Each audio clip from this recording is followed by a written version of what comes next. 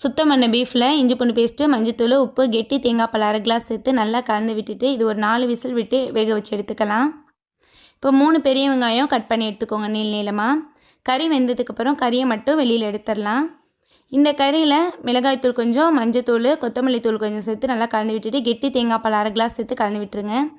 ஒரு அகல பாத்திரத்தில் எண்ணெய் ஊற்றிட்டு பட்டை கிராம்பு போட்டுட்டு வெங்காயத்தை போட்டு வதக்கி விட்டுக்கோங்க.